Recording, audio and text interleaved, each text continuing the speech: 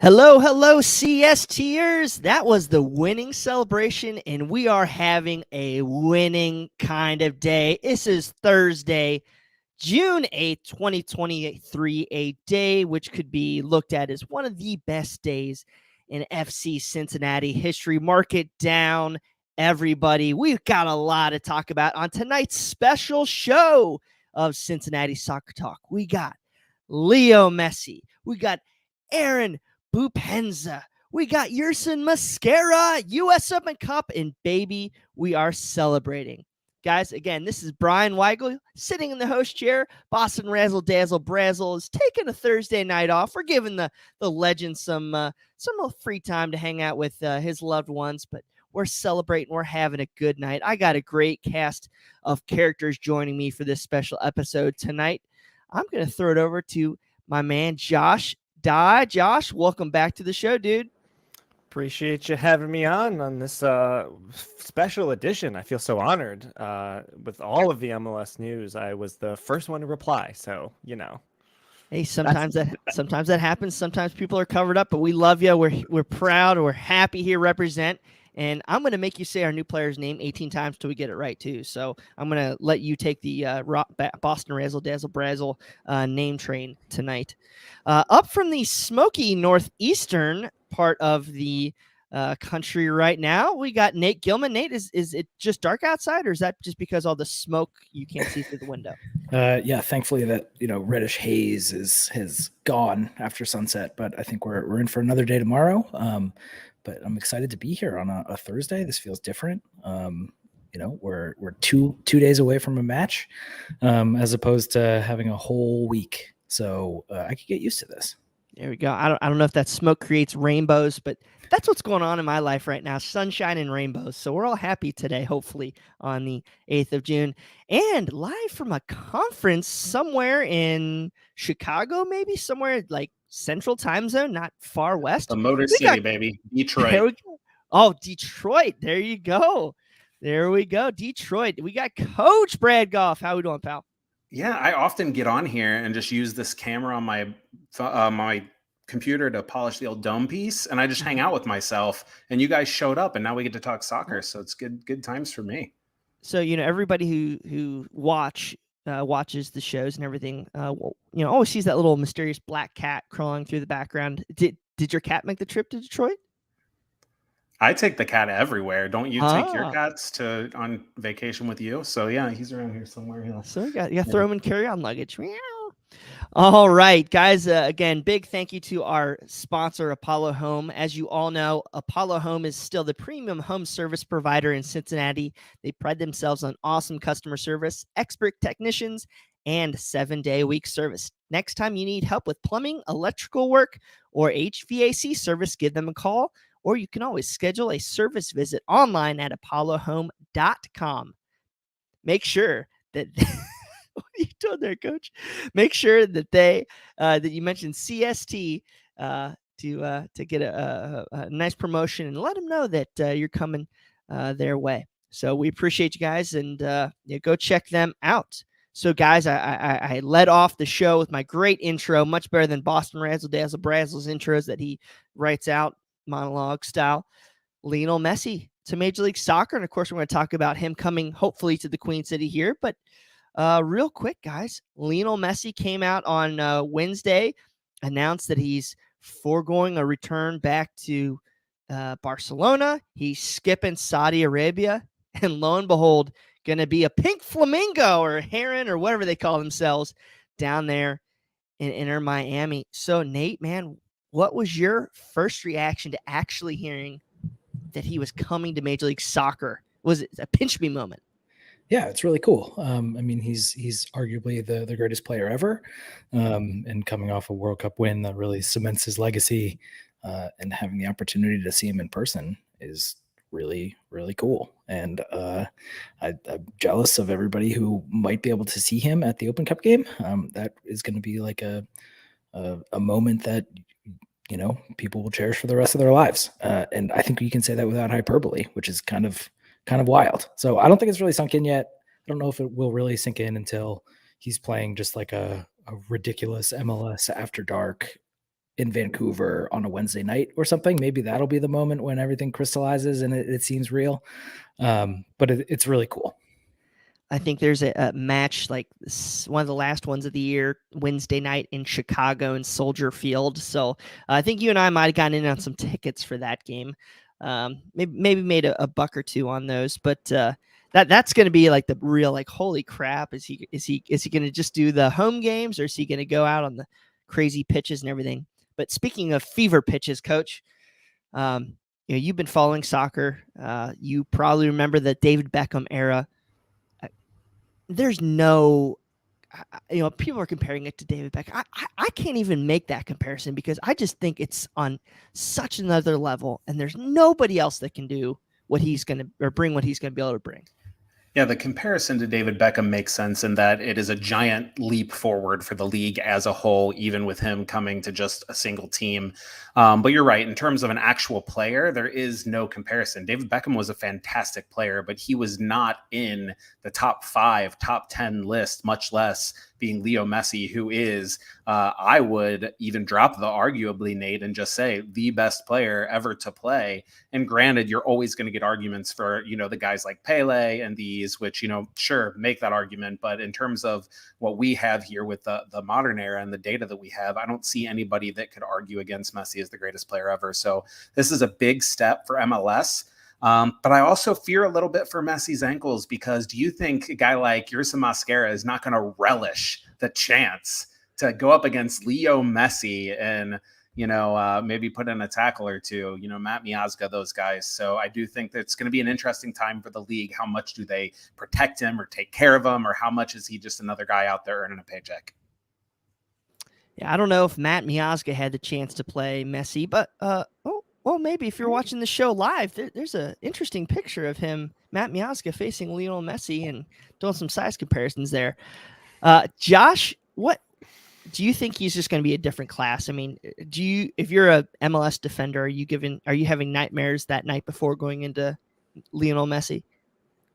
I mean, yeah, I think so, but I also think like it's so unique that like these players in MLS now, a lot of them, especially on the younger side, like they're playing with their idol, like playing against their idol. Like we've reached that point now, and you can kind of compare it if you want to keep it into the American time, like sports frame of like the guys in the NBA now playing against LeBron, right? Like you hear those tales all the time, and get those guys playing against Kobe, when he was playing, like you're almost in awe for a little while. But then there's also a part of you that's like, okay, I need to show up. I want to, make my name and make this person remember who I am. So I think as a player, like you kind of have to like go through the waves of it, of like, holy crap, this is the greatest player. This is my idol I'm playing against. But then also like the competitive nature is going to kick in, because it's like, you want to swap jerseys with him at the end of the game. He's not just going to give it to whoever. If you make him remember you, that's a good way to get a Lionel Messi game-worn jersey that you can keep for the rest of your career. So I think it's going to be such a great motivation for a lot of these guys. I don't think Matt Miazga is going to be one of those guys. I think he's going to be one of the guys that's like, all right, bring it. Welcome to my house. Come take a step at me. I dare you. Which I love. You say that, but if there's one player on this FC Cincinnati squad not named Lucho swapping jerseys, Lucho will probably murder that person. So I wouldn't put it by him. Lucho gets the first one. All the others out the window. I'm kind of hoping here that, they're talking about Lionel Messi getting excited and bringing some friends along, Sergio Busquets, Angel Di Maria. I need Lucho to get on the phone. He's boys with Di Maria, I think. We got to get him on the phone and say, hey, MLS, get that 4th DP. I got my boy in hell. He's coming to Cincinnati because, that's where he wants to be in his, end of his career. But, hey, real quick, let's, there's so many great podcasts out there that do a great job covering this Messi stuff, the terms. I know The Athletic, Total Soccer Show had a great discussion about how Messi passed up $1 billion from Al Hilal, I think, or is that right? Whatever, a bunch of money from Saudi Arabia. So go check those out. But I do want to get your guys' thoughts on this. I think we're at a tipping point in the league, and this affects FC Cincinnati. You see him going out and trying to signing hopefully a DP today, big money DP. What does the league need to do? Can they just stand by? I'll throw this to you, Nate. Can the league just stand by with the existing roster rules as is, and by just bringing Messi along and saying, hey, we're a great league? I mean, we got Messi. Yeah, I don't know. I mean, I think all of us on this podcast right now would hope that there will be more spending coming from ownership, and we're also fortunate enough to support a team that has shown a willingness to spend and an ability to spend, and to spend to make up for mistakes made by previous management. So yeah, of course, I would love to spend more of Carl Leonard III's money on improving this roster and making the team more fun to watch. I think so, but I think the comparison with Beckham and when Beckham came over is really interesting, because the league is in such a better place. Like, there is fun young talent all over the league.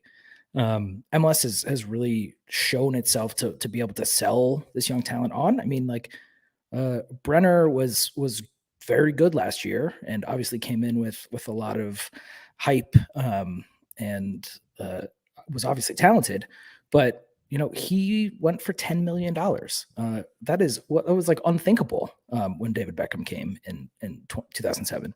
So it really is a different league, and I think the level of quality and just like the level of upside is so much higher at this point. But yes, long story short, I would like to see them spend more money, because that would be more entertaining. Will it happen immediately? Probably not. But if this is part of a cycle to ramp up, coinciding with the U.S. hosting the World Cup in 2026, I don't think any of us can complain. And again, the reason why I think the Beckham comparison, and getting back to your question, Bri, is that the league changed the roster rules for Beckham. That is the designated player rule, the Beckham rule. And this, even though MLS is in such a better place, it kicks it up another notch. The league is going to have to look at this. And if a Sergio Busquets says, yeah, I'm going to come, but I only want to play with Messi, they're going to have to make it work for him to be able to play for Inter Miami. And to do that, they're going to have to change the roster rules. They're going to continue to bump up against the teams that don't want to spend money, and those owners pushing back. But I do think that is the biggest thing. The eyeballs on the league, great. People come in and filling stadiums to watch Inter Miami, great. But the lasting legacy of David Beckham, and we hope Lionel Messi, is going to be that it pushes this league into another zone of spending and going out and drawing stars. And I'm going to push back in some of the chat, like saying that this cements it as MLS is a retirement league, because Barcelona was vocal in wanting Messi to come out and play for them. Is Barcelona a retirement team? Certainly Lionel Messi is on the back end of his career, but he is absolutely good enough at this moment, at this very second, to go play on a Champions League team. Absolutely.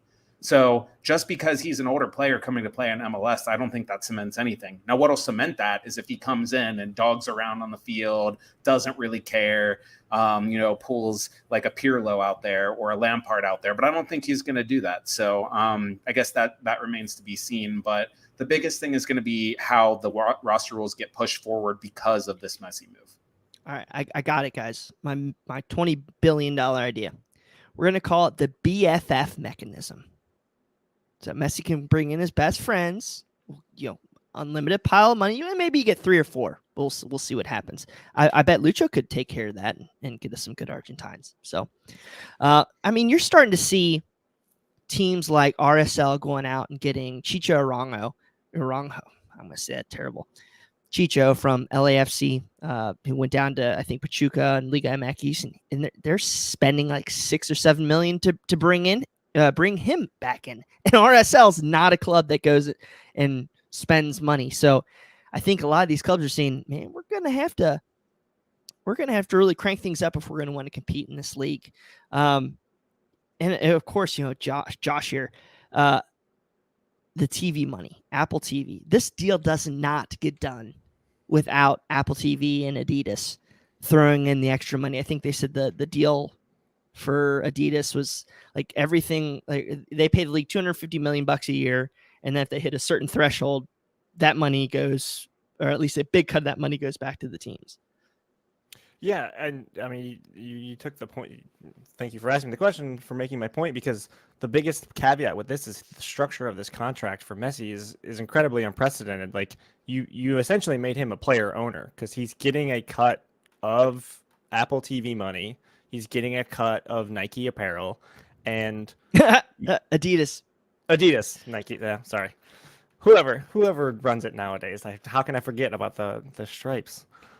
He's getting them apparel money, and what you're gonna see from that, obviously, by what a genius move this all looks now from MLS's side to partner with Apple to get the global rights deal to an outlet that can go global with it, is you're gonna see a gigantic increase in subscriptions. At least that's the play, right?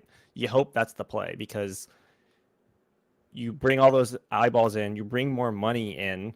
When this contract runs out in however many years, that money is going to get funneled, you hope, in a re-up, or if you sign a contract extension. Like, this is thinking pipe dream, but like if this all works out the way the MLS hopes it works out, you're going to get another giant chunk of money, which will go back to teams, which will have to go back into these teams are clearly showing that they want to invest on the product on the field.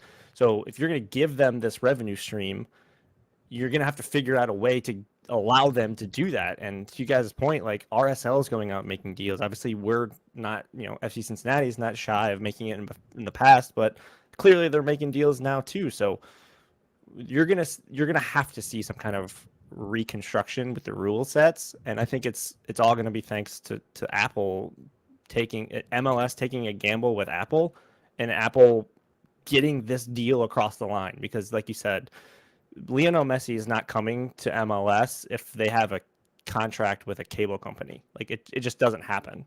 So Nate, I keep thinking about where that market of growth is going to be, that market of subscribers. And that's what scares me a little bit, is like, I know they saw that, like, their Instagram, Miami's Instagram went from like 1 million to like 6 or 7 million in a day. I mean, are you hesitant a little bit? Are you worried that we're not going to be able to go get subscribers? Where do you think? I mean, I'm really worried that we're not going to give Messi the boatload of cash that he wants. He's going to leave in 6 months. Well, yeah, I don't know. I think from Apple's perspective, I'm sure they care about subscribers to MLS season pass, but I'm sure they care more about subscribers to Apple TV, or people choosing to spend their time on Apple TV. So if you're just getting people, to download the app because they can watch Messi, I think Apple probably counts that as a win. So, and who knows? I mean, that company is like, one of the richest cash-wise in the world. I don't think this is a rounding error essentially for Apple in a lot of ways, which is crazy to say, but I think I think the numbers back it up. Where's the growth? I don't know. I'm intrigued by, rather than getting like in MLS 2.0 or whatever it is, where it's Frank Lampard and Steven Gerrard and even Thierry Henry coming over, you're getting European talent, which is 5 hours ahead. So they're not going to be able to watch primetime games on Saturdays or on the weekend because it's in the middle of the night.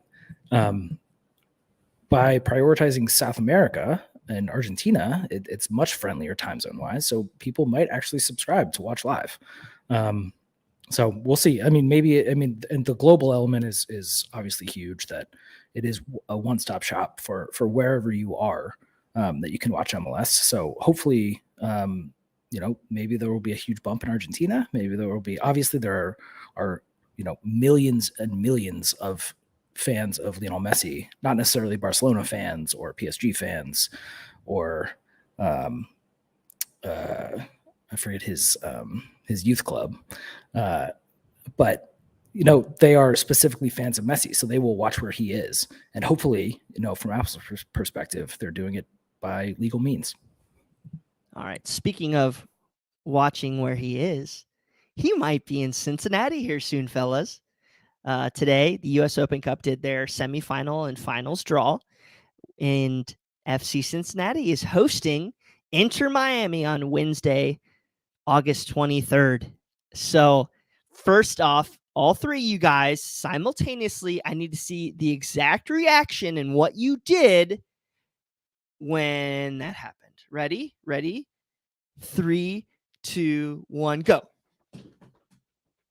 Oh, y'all stink. Y'all leave me hanging out to dry. Leave me hanging out to dry on that. Thank you, Nate. I was working and caught up. I gotcha. I don't feel like you were genuine there, Josh. Didn't feel like you I were was also genuine on a there. conference call, so I was working, but from the desk, and I was multitasking. You're just not committed enough, Josh. Just not committed enough. You check the Discord and see how many times I've tried to get other people to buy me tickets for this upcoming game to tell you how dedicated I am. Oh no, I pretty much my head went through the roof. I texted her. I got text messages from 30 people within, I don't know, 90 seconds. And that's just not something that happens in a normal game. That's the Messi effect. That even the chance of playing Lionel Messi, it'll be his. So I guess they said the League's Cup in July, potentially. And then they have that, I want to say it's, oh, shoot. There's like a game in early or mid-August versus Charlotte, maybe. I think that's what it was. And then it literally would be the U.S. Open Cup. So, I mean, we're going to get him on the front end, hopefully, knock on wood. That could be pretty exciting. So, I mean, Coach, are you going to fly? You got to do it. You got to make the cross-country trip to TQL Stadium. Nate, you got to come over from Europe, put you up. Yeah, I already told the people that, so I still have a stake in season tickets of FC Cincinnati that, I want one if that happens. I am nervous that we're going to end up, if you guys remember the big NBA controversy where stars were choosing just sit out games because they didn't really matter yet. I am worried that with a guy like Leo Messi, that he's going to pick and choose when he plays and that there's going to be sold out stadiums hoping for Messi to play and that he's not. But I think that that's just going to be, one of the lumps you have to take when you have a superstar of that proportion in your league. But Brian, can I give you my take on Messi as a player in this league? Sure. Because I don't think he's going to be that good. Oh, I think he's going to be very good, but I don't think he's going to be Leo Messi good. Messi's superpower, his talent, is just having unbelievable control of the ball. He's not particularly fast. He's not athletic. He does have great balance. But when he plays against teams that are willing to just come in hard on tackles and not worry about fouling him and things like that, I just don't think that he's going to get the same kind of treatment that he got in La Liga or, in the French league. I'm not even sure he would have been super successful in the EPL. These leagues are more physical, more athletic, and I do think he's going to be a great player. I'm not saying he's going to fall flat. I just don't think that he's going to be the kind of superstar that's going to take over the league and score at will. Now, that said, if you're fouling him, he's also going to get to take free kicks, so he probably still will score a boatload of goals. Nate, I see you a little hesitant there. Want to disagree, Josh? I think I will just say I'll agree to disagree, and I look forward to revisiting this conversation later potentially. Oh shoot, I get a little worried, but I think if you're Miami, maybe one guy comes in and you got to go take the red and knock somebody out if that's the case. Like, don't touch our Messi, or MLS comes out and says, yeah, this guy is going to make you guys like $200,000 or $1 million more the next year. So please treat him nicely. I don't think they'd ever do that, but at the same time, like let's not pretend that this is the first time that like they've tried the hack Messi strategy. Sure. Like, he's survived in World Cup qualifying in South America. Like, I'm not saying it's going to be a hack Messi. I'm saying that when your superpower is keeping control of the ball, sure, and you don't have that explosion to get away from a player, whether you get fouled or not, you rely on spacing, you rely on passes, you rely on the movement of other players around you so that when you get in a space where you can take those touches to get through that tiny little sliver of light, you can do it. And he's going to be playing on Inter Miami, guys. He's not going to be playing with superstars around him. Yet. Think about how often a guy like Lucho Acosta throws his hands up like, what are you doing? Pass the ball to my feet. And then think about how often you've seen Messi go out a dead sprint to chase down a ball that goes into the channel because it didn't go right to his feet. Probably never.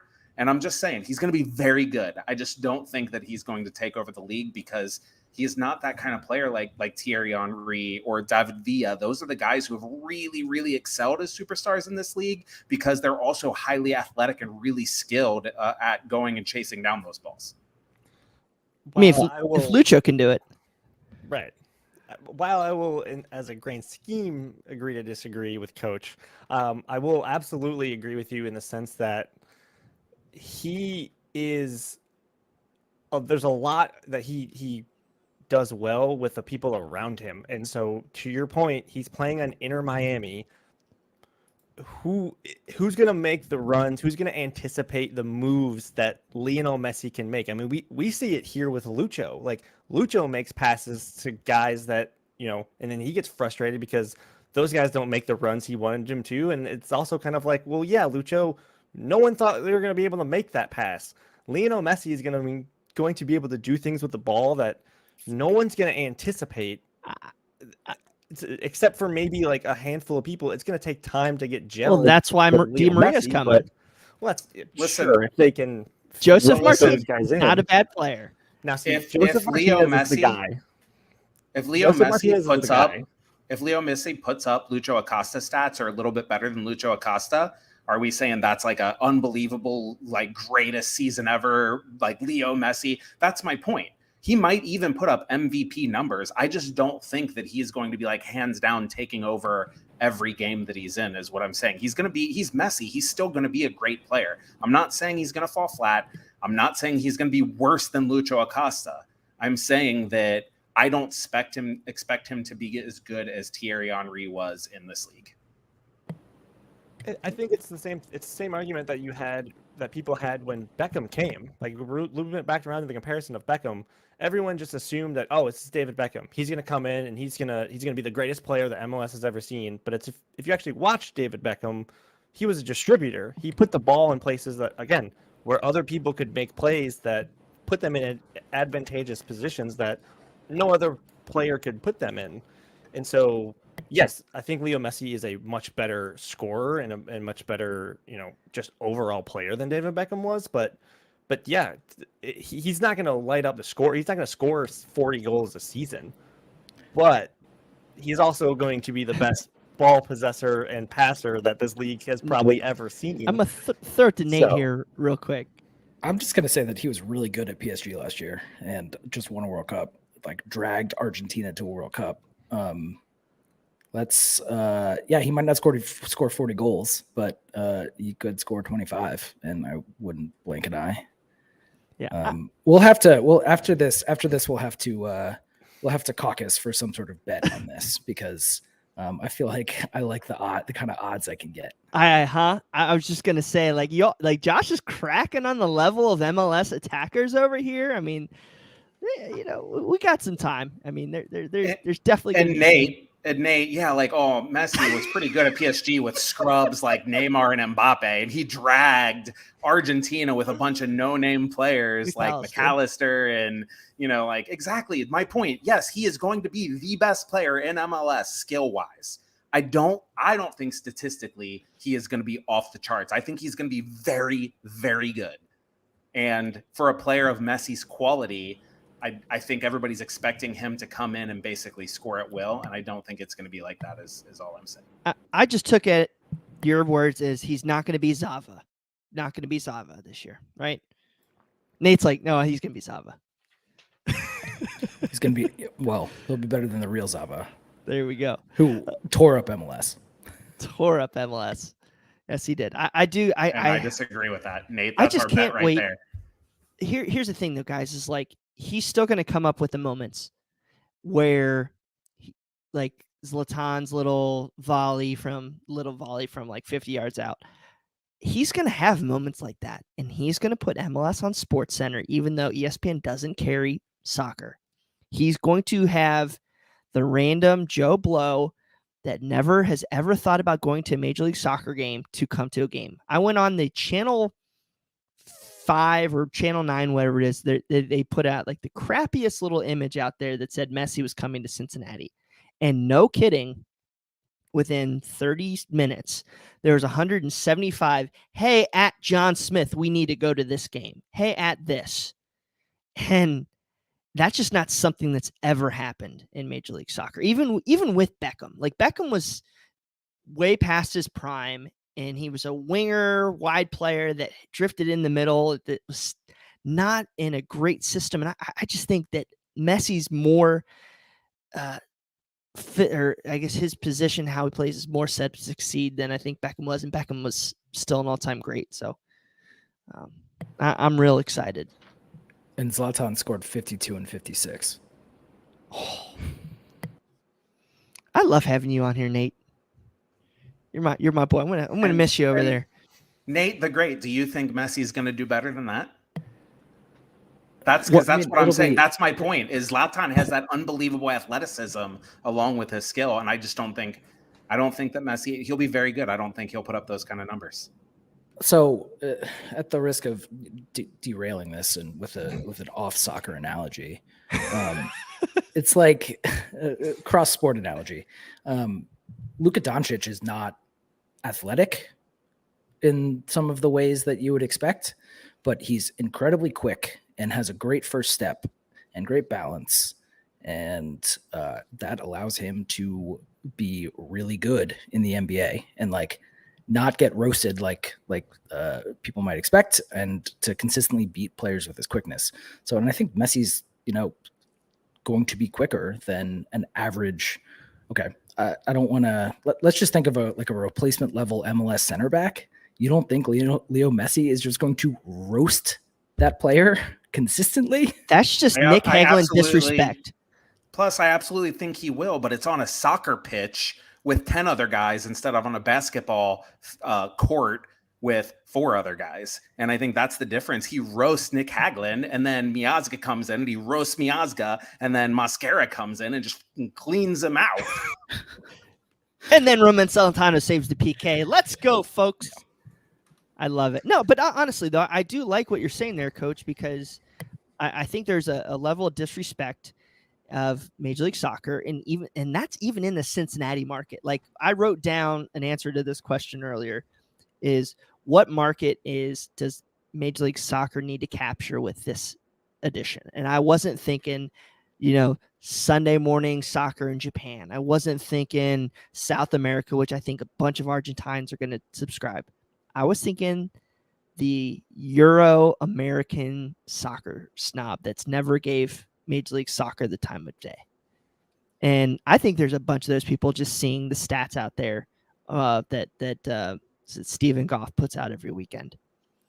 I really think that's to take us mainstream, to take, or it doesn't even have to be the Eurocentric. It just needs to be the person that doesn't always think about or always cracks on Major League Soccer. It's the guy that's sitting on the couch on Ted Lasso season finale that's like, oh, it's going to end 0-0.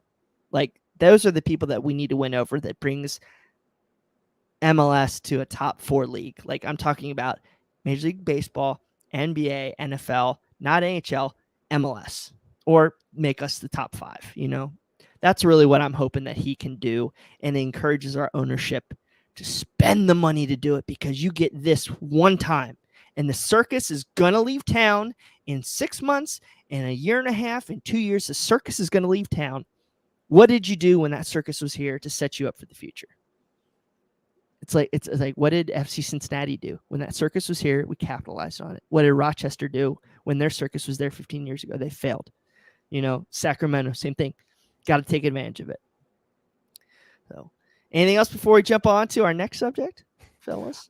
I mean, loop it back around to the original point of the hype in Cincinnati for the ability to go see Lionel Messi. Like, yeah, it's absolutely incredible. And you guys are a lot more local than I am.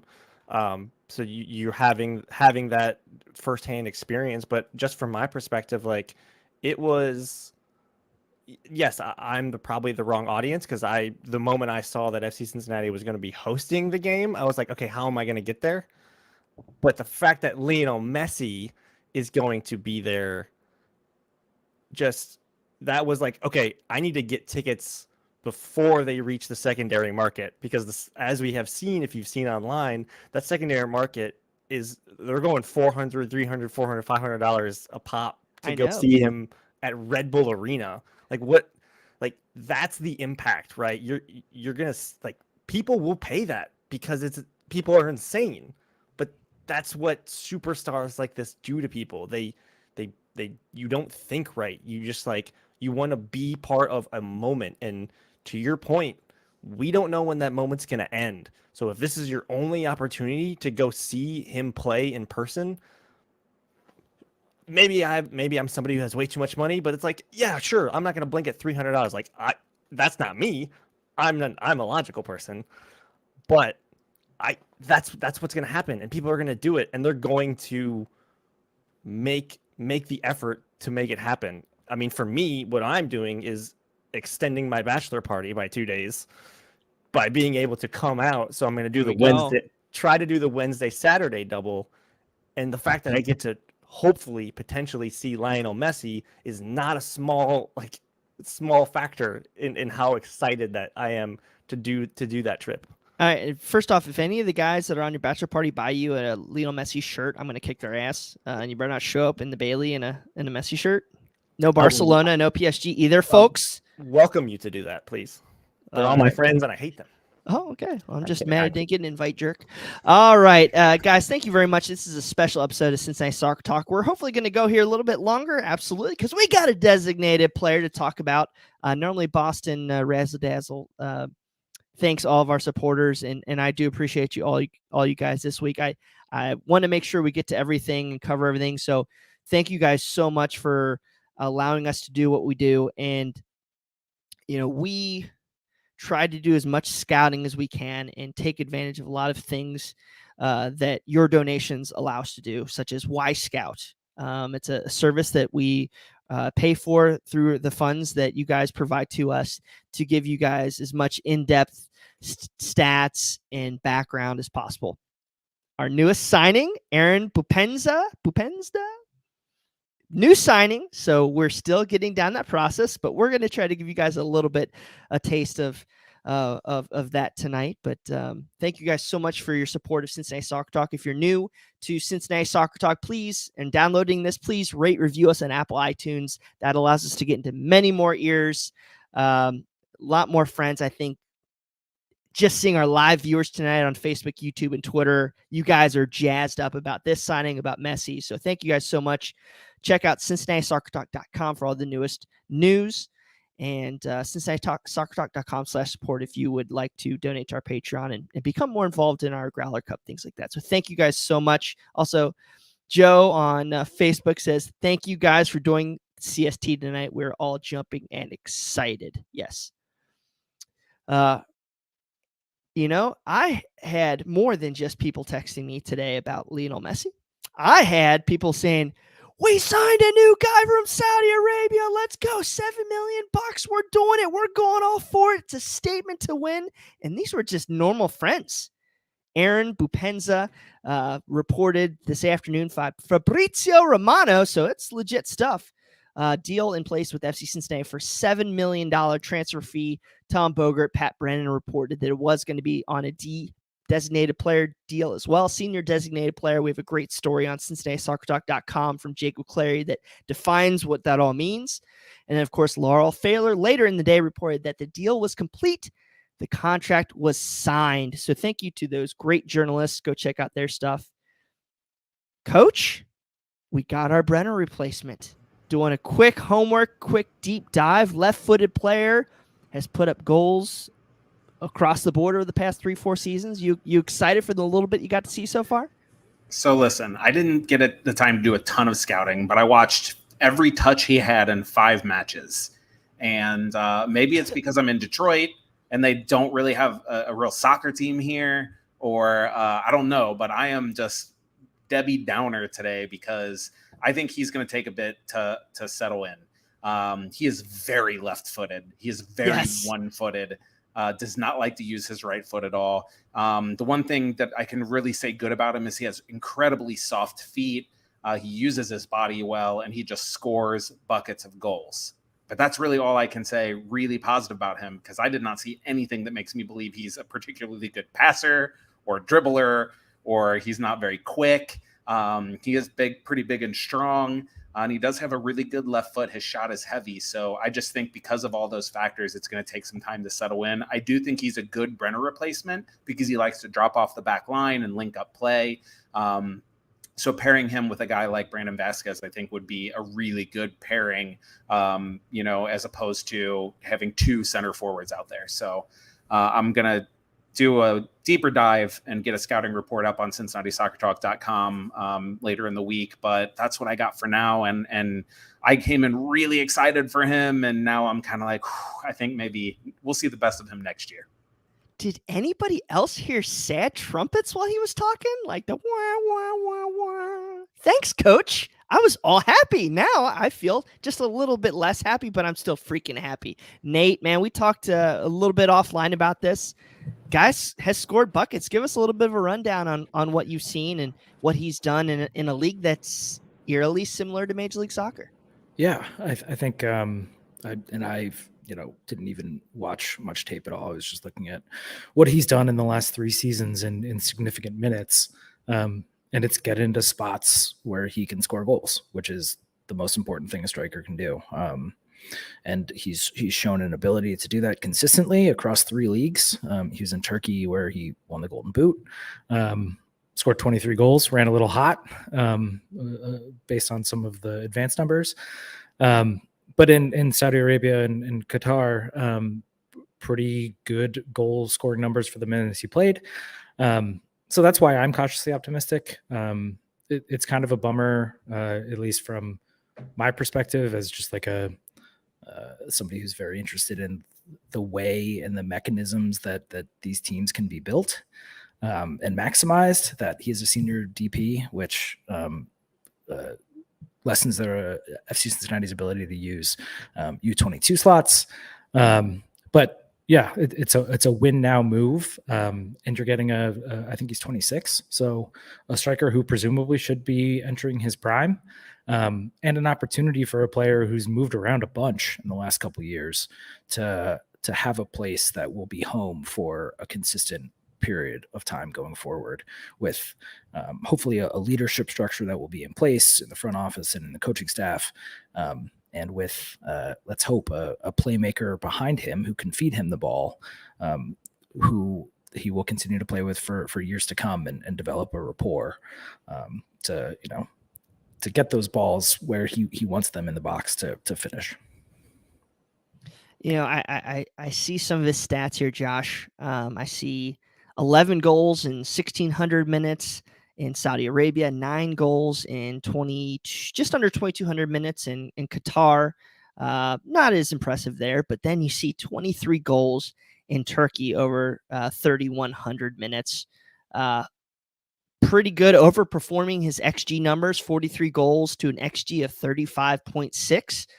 I mean, we need goals, and we need some now if we want to have this shot to win. So how excited were you? What have you got to see out of the guy? And you feeling pretty happy with Chris Albright right now? Yeah, and I mean, ultimately, that's what it comes down to, right? Is trusting Chris Albright to hope that once again he found the guy, right? I mean, we've seen him do it with Obi, also from the Turkish league. So he's double dipped there a second time now. So you hope this is another home run. I was encouraged. I'm not going to even attempt to say that I am understanding the numbers like Nate does, or understanding the tactics like Coach does. But as the local YouTube highlights expert that I will consider myself here, I watched a couple of those, and I happen to also notice what Coach noticed, is that this is a guy that likes to get the ball on his feet in space and operate. He'll track back, he'll go wide a lot too, to find that space. It was kind of funny to watch, because it reminded me a little bit the way that he moved, like Lucho Acosta. It was kind of just kind of got the ball and just kind of took it and went different places with it and tried to get different matchups in. So, I was incredibly impressive. It looked like he was, at times moving a little. His feet were trying to move a little faster or his brain was moving faster than his feet. He just kind of looked a little out of control at times. But the numbers speak for themselves. Obviously, Nate, as you pointed out, he shot a little bit over his weight in Turkey in that 23 goal season, but everything else kind of has averaged out. And to me, that reads as hopefully that's somebody that can, I think that could do some quality numbers in MLS. Again, you're not Nate? going to you're not facing great, the most elite center backs in this league, and you're going to see a lot of good ones, but if he can settle it down and get some distribution, I think he could do it. So Josh cracking on MLS talent again. Listen, Nate? I was just going to say that like there is some some element of probably running hot in like when he won the Golden Boot in Turkey. But still the underlying numbers say that he's a really good striker. So the difference between basically over the last 3 years, if you look at kind of the per 90 numbers, like the advanced numbers, he would be a top 15 attacker, at least in terms of goal creation in MLS. And I think everybody would take that right now, twice on Sundays. Yeah, and I if you're watching the live show now, I put a chart up that shows basically the top 11 goal scoring chart on the left, and then where he's taking his shots. And if you can't see right now, he's 8th in the league, or in Saudi Arabia. He was 8th in the league in goals. Number 6, 7, 9, 10, and 11 all had an average XG per 90 of between 0.35 to 0.47. His XG per 90 was 0.74. He had one penalty goal. Ronaldo had 14 goals at a 0.77 XG per 90, and he had 5 penalties. So, I mean, that's something. This guy's not afraid to shoot. He's not waiting for the perfect shots. He's taken, if you look at his shot chart, there's some wild ones out there. Even one from on frame from pretty much half line. So I'm excited to see a guy who's going to at least try stuff, because how many times, Coach, do we see our guys look for the absolute perfect chance and nothing comes off? Yeah, and I think that is where we're going to see the best of Boupendza, and that's going to be in the fact that number one, his movement is really good in terms of not the kind of Brandon Vasquez movement we see where he sets up a center back and then cuts in front, but he understands the really fine movements of creating an extra yard of space. So when he gets the pass, he can get a shot off. Like, you can tell when you watch him that all he wants to do is score goals. That is his mission. And so he sets himself up so when he receives the pass, he can do that. And I do think he's going to be good in this league and good for FC Cincinnati. The reason why I think it might take until next season is because he is not the player like Brenner that is going to drop in and like combine and back heel, and like he's not super clean on the ball. He relies on the players around him to understand where he's going to be and how he's going to move. So I don't think it's going to be a lack of his skill set so much as gelling in with the team. Those numbers that Nate was talking about, I think they're legit. Like, when you watch him play, it's not a fluke. He scores goals, but he doesn't score goals because he's super excelling at like blowing people off the dribble or, just like hitting shots from everywhere. He scores goals because he sets himself up in really good situations, gets the ball and hits it in the back of the net without thinking twice, which I just think is going to take a bit before, to settle in at FC Cincinnati and do. There's some misnomers out there. He did play a total of 11, 28, roughly 28 games last year. He did have a little bit of an injury spell. So he has played a decent amount of games, and he scored even with Gabon. Gabon is playing a AFCON qualification group stage match versus Congo on June 18th. So he's in camp with the Gabon national team. So hopefully he's coming to FC Cincinnati in July ready and ready to rock and go, because we're going to need him to help with this forward core that is struggling for goals at the moment. The one thing I like is you've been hearing this talk about profiles from GM Chris Albright, and how he talks about Kyle McCarthy, who I think is their director of scouting. I can't remember the exact title, but they basically identify leagues and identify systems of players that are very similar to Major League Soccer that have performed and have a good stats package or profile. Profile is probably the better word. And we're going back to that Turkish league again, who has provided, if not the best, one of the top 3 best defensive midfielders in Obi Wobodo. So I feel pretty optimistic that we're going to have a guy here who's pretty good. And you go, why has he moved around? I know if you go look on his Twitter, he's had some bouts with racism in Saudi Arabia, which is just tragic. And I hope we can provide a better home for him here where he's happy and he can thrive maybe to that extent that he did while he was in Turkey. So I'm very optimistic. We did briefly touch on it. We have a couple minutes here before our beautiful time runs out. But Nate, you and I were talking offline. When we're looking at, if you go on CincinnatiSoccerTalk.com, look at the roster tracker, we are tight on money. You mentioned having to move a U22 spot, Alvaro Barreal off. You got to think that there's something there with this league saying, hey, we're bringing in Messi. We're allocating hundreds of $millions to Inter Miami. That salary cap thing's a little fluid this year now, right? I mean, you got to think that that's part of the deal. It's the beauty of a single entity sports league, I guess, that, you know, you can change the rules on the fly and it doesn't really matter. Oh, I just, I got to think there has to be a bone there for these other teams that are just losing, or, I mean, really losing money. So you got to think there's something else going on there. Josh, some other great news for FC Cincinnati that happened this week, and I feel only spending a couple minutes on it is tragic, but here we are. Yerson Mosquera staying for the rest of the Major League Soccer season. Of course, he won't be with the guys this weekend in Vancouver, as he's, I believe, flying over to Europe to play with Colombia, right? Yes, thank God, Colombia. So you excited that our son is going to be here the rest of the year?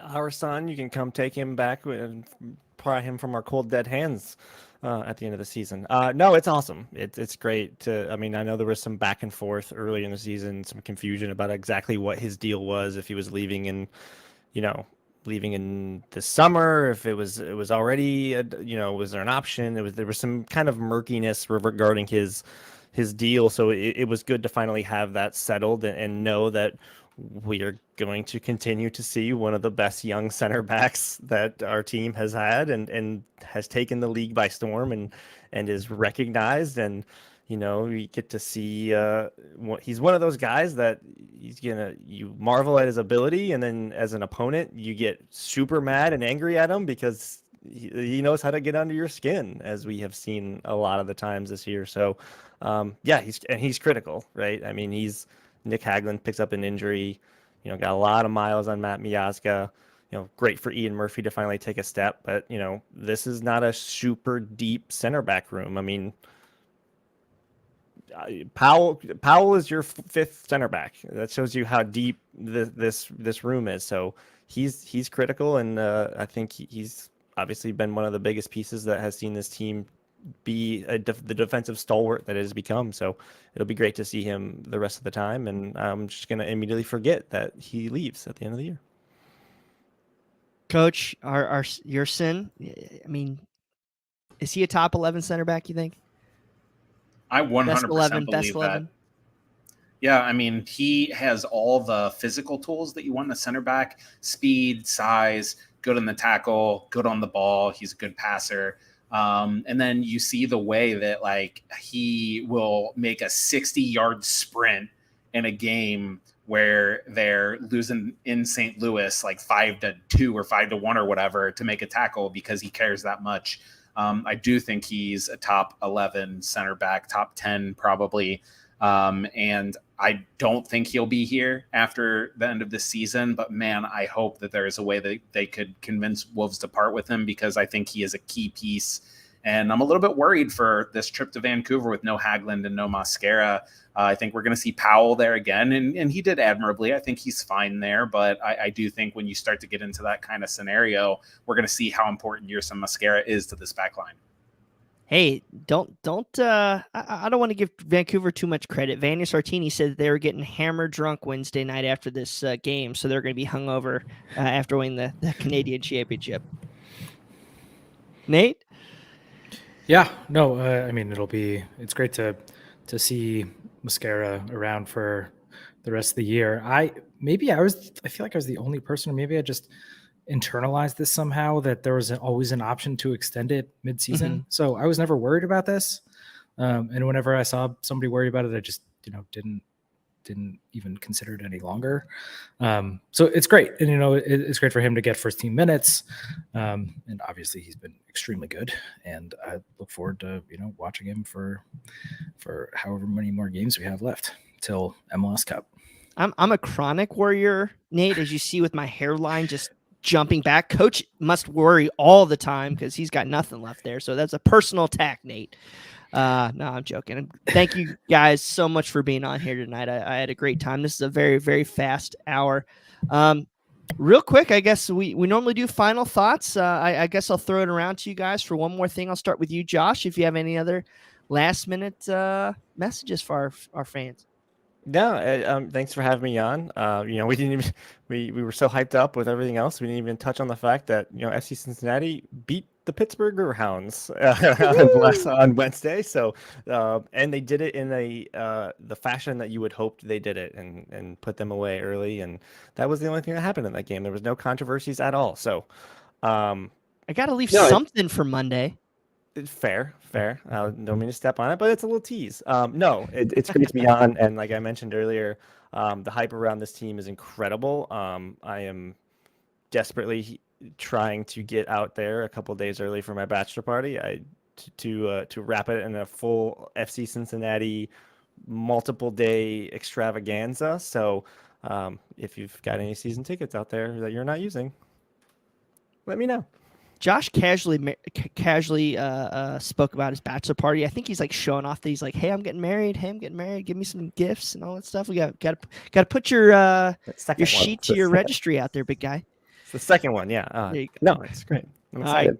Coach Brad Goff, any final thoughts? I am super excited that even though Nate is wrong about Lionel Messi and how good he's going to be in this league, I'm going to hopefully record another episode of the walkthrough with him tomorrow. We're going to talk about the Vancouver match and what we're looking for. And then I got Justin Hoyt coming back in town, and I'm going to have Mike LaHood on the big Talking Tactics show next week to talk about Open Cup. So we got a lot of things going on, as well as the stuff going on the website. I get on there every day and read articles. I don't even know, as part of the CST crew, I don't know what's being written. I'm excited to every day get on there and read the articles from Jacob, from Nate, from everybody.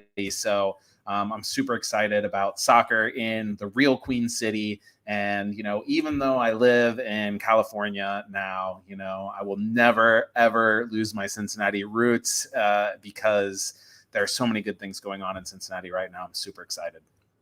Stay safe up in Detroit, pal. Nate. Listen to the walkthrough tomorrow. We'll probably only spend 45 minutes relitigating this argument again. So we'll see how it goes. I'm excited for some MLS After Dark action.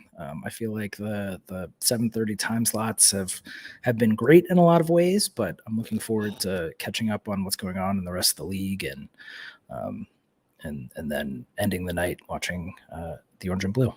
I just realized I'm celebrating my anniversary Saturday, and I was like booked a 6:30 dinner, and I'm like, I'm not going to be able to watch the game, and now you just cheered me up, so thank you very much, Nate.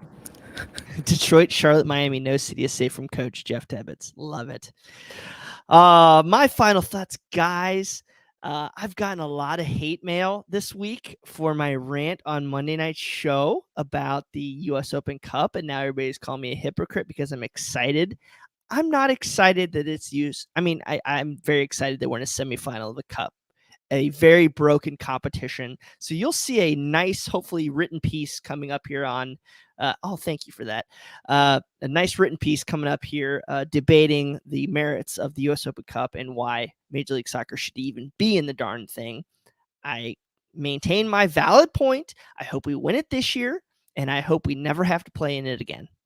So regardless, whatever y'all want, onward and upward to Leagues Cup. That's what I'm looking for, baby. Guys, thank you very much so much for tuning in. I have a lot of fun. If you want to keep messing with me, please feel free to do so on Twitter, Facebook, all that fun stuff about my hating on the US Open Cup and everything else.